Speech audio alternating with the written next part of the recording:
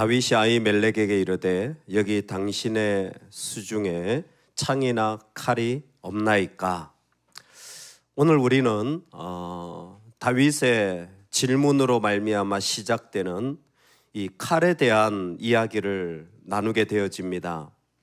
여러분, 우리에게 골리앗의 칼 같은 어떤 자리들이 필요하거나 원하는 순간이 오게 되어집니다.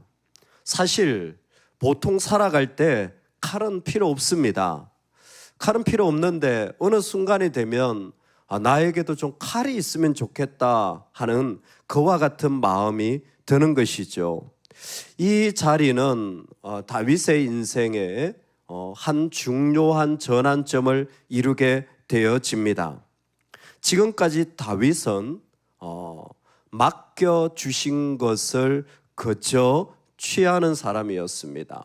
하나님이 부르시면 나아가고 전쟁에 나가라 하시면 나가고, 그런데 지금은 그것이 아니라 칼을 원하여 자신이 그것을 붙잡고 나아가는 인생으로 바뀌어지는 것입니다. 여러분, 신앙은요, 내가 붙잡아야 하는 걸까요? 내가 맡겨야 하는 걸까요? 신앙은 내가 가져야 하는 걸까요? 아니면 주님을 의지해야 하는 것일까요? 믿음의 길은 내가 이런 것이 더 있어야 하는 자리일까요? 아니면 더 주님을 신뢰해야 되는 자리일까요? 참 작은 차이처럼 보이지만 다윗은 지금 칼이 없습니까? 라고 내가 칼을 지어야 되겠다라는 마음을 가지게 되어집니다. 사실 그의 상황을 보자면 이건 충분히 이해가 됩니다. 도망하고 있습니다. 누구도 나를 도와줄 수가 없어요. 딱 보니까 제사장 아히멜렉도 그 사울의 그 아히야 제사장 곁에 있는, 사울 곁에 있는 아히야와 형제지간이니까 내가 어디를 가든 사울의 땅을 벗어날 수가 없는 인생의 어려움이 계속되어지고 있습니다. 그러니까 칼 한 자루라도 있어야 내가 내 목숨을 부지할 수 있는 것 아니겠습니까? 그런데 하나님은 이 순간을 우리에게 보여주십니다. 어떻게 보여주시냐면 정말 놀라운 말씀이 그 가운데 함께 포함되어져 있습니다. 제사장이 이르되 내가 엘라 골짜기에서 죽인 블레셋 사람 골리앗의 칼이 보자기에 쌓여 에봇 뒤에 있으니 내가 그것을 가지려거든 가져가라 하니라. 아멘. 아히멜렉이 다윗의 질문을 받고 표현하는 것이 네가 엘라 골짜기에서 죽인 블레셋 사람 골리앗의 칼이 있는데 그 칼이 어디 있냐면 에봇 뒤에 있나니 라는 것입니다.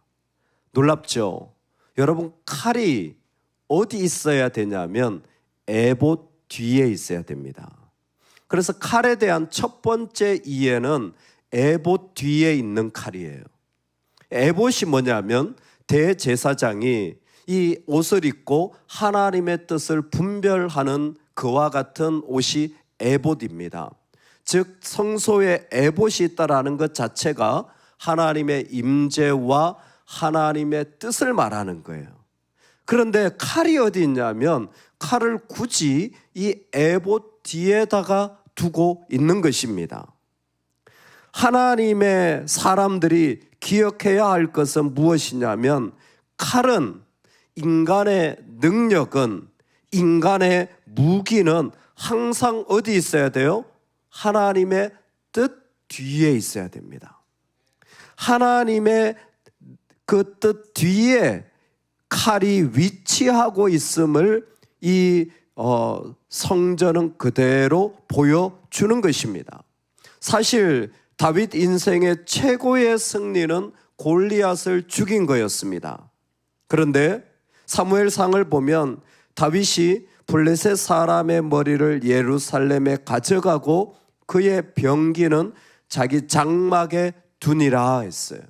즉 그때부터 이 승리의 자리를 하나님 뒤에다 두고 있는 것이 다윗의 모습이었고, 아히멜렉은 항상 거기 있었으니까 당연히 그곳에 이 칼이 있다고 말하는 것이었습니다. 하나님이 말씀하고 싶은 건 이거대요. 칼은 에봇 뒤에 있어야 돼. 이거는 이와 같은 질문이 가능합니다. 너는 칼로 이긴 자로 기억되길 원하니? 하나님으로 이긴 자로 기억되길 원하니? 이 질문인 거예요. 너는 칼로 이긴 자가 되기를 원하니? 아니면 하나님으로 이긴 자로 기억되기를 원하니? 어떤 사람은 병거, 어떤 사람은 말을 의지하나 우리는 여호와 우리 하나님의 이름을 자랑하리로다. 여러분, 우리에게 칼이 있어야 되는 순간이 있어요. 그래야 내가 보호되고, 그래야 내가 살아날 것 같은 삶의 어떠한 자리나 선택입니다. 그런데 그때에 하나님 물으시는 거예요. 너는 그걸로 기억될 것 같다. 너는 그 무기로 기억되는 사람일 것 같아. 아니야. 그 무기는 에봇 뒤에 있는 거야.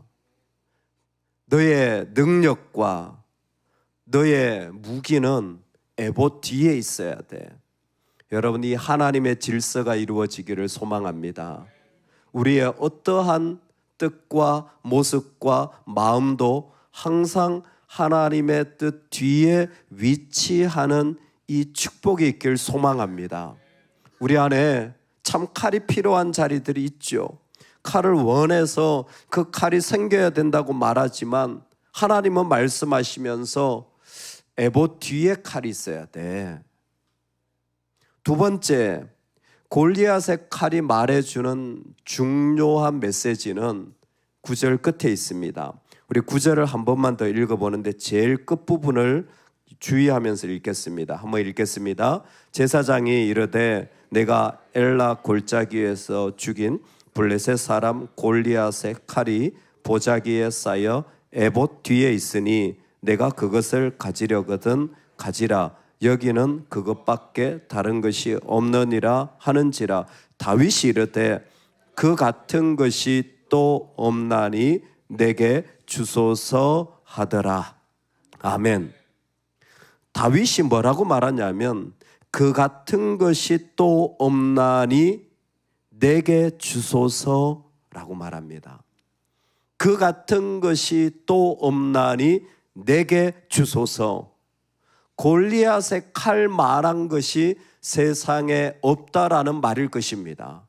동시에 그런 칼자루 하나 나는 없다라는 것입니다. 지금 내가 급하게 도망 나오느라고 내 손에는 아무것도 없다라는 것입니다. 그 같은 것이 나한테는 없어요. 여러분, 골리앗의 칼이 딱 보여주는 게 그거예요.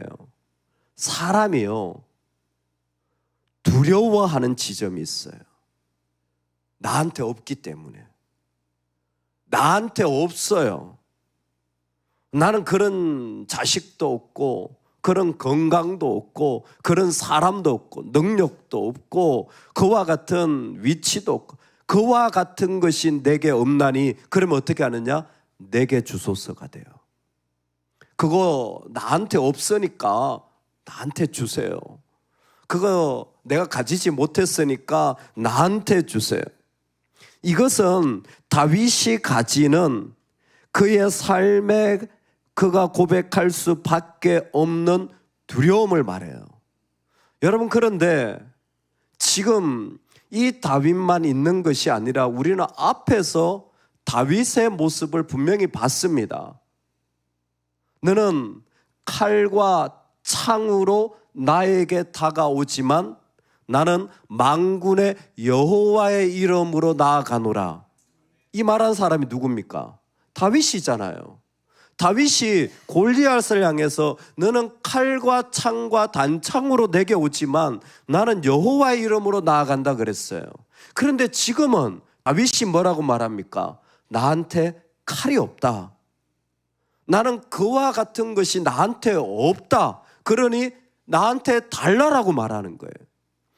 엘라 골짜기에서는 사울이 준 칼도 거부했던 다윗이에요.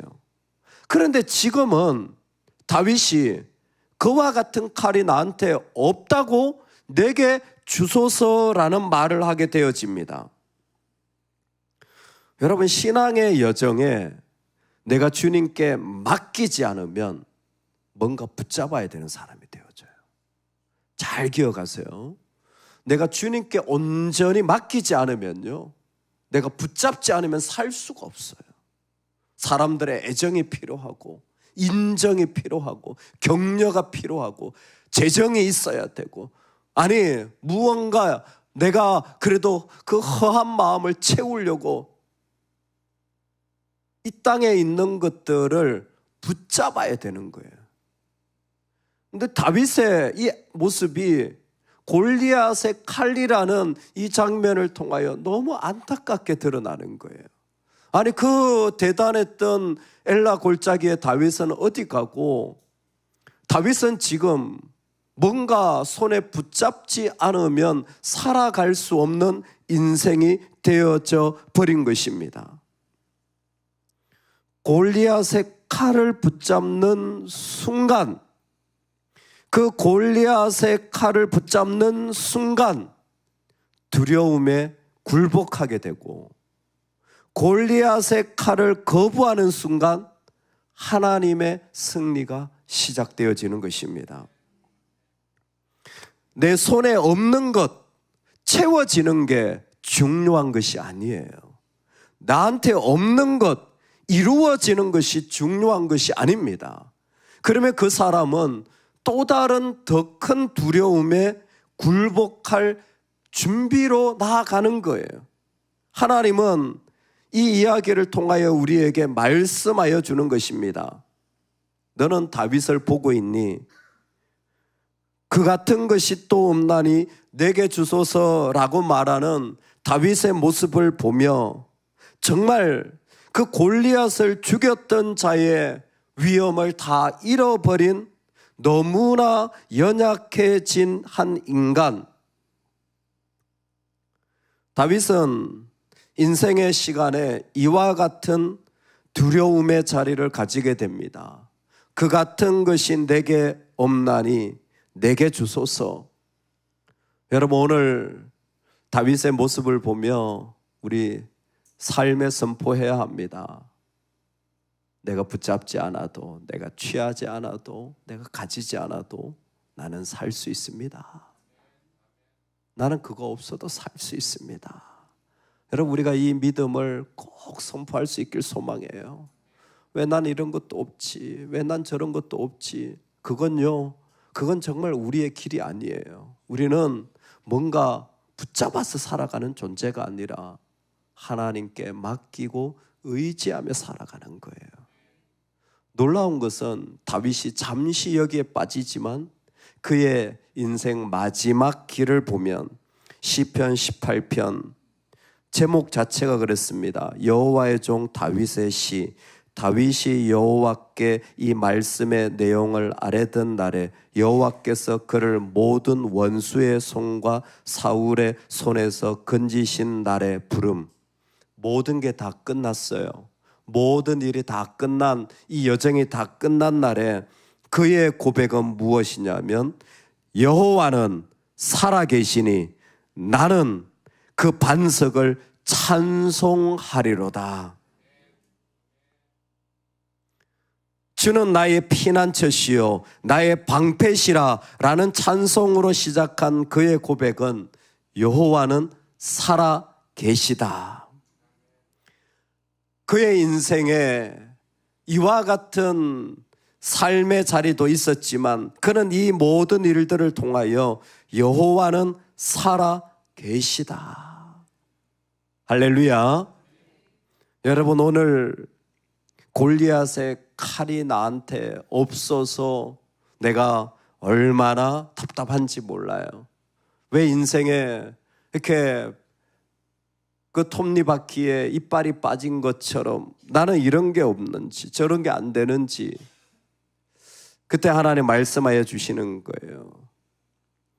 너의 무기는 항상 하나님의 뜻 뒤에 있어야 돼. 에봇 뒤에 칼이 있어야 되는 거야.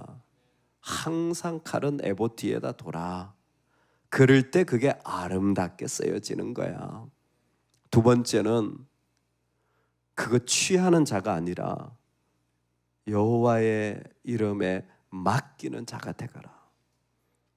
사실 골리앗의 칼을 붙잡고 있을 때가 든든한 것 같지만 그게 비참한 거예요.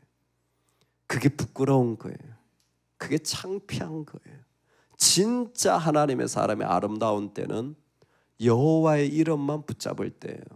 그러면요, 내 연약함은, 내 채워지지 않는 모습은 그게 하나님이 하실 공간이잖아요. 그게 하나님이 역사하실 자리잖아요. 그게 하나님의 무대잖아요. 그건 내가 채울 자리가 아니라 하나님이 바꾸실, 왜 우리 하나님은 살아 계시니까. 오늘 골리앗의 칼을 붙잡는 자가 아니라, 그걸 취하는 자가 아니라 우리 하나님께 맡기는 자의 믿음으로 살아갈 수 있기를 주의 이름으로 축원합니다.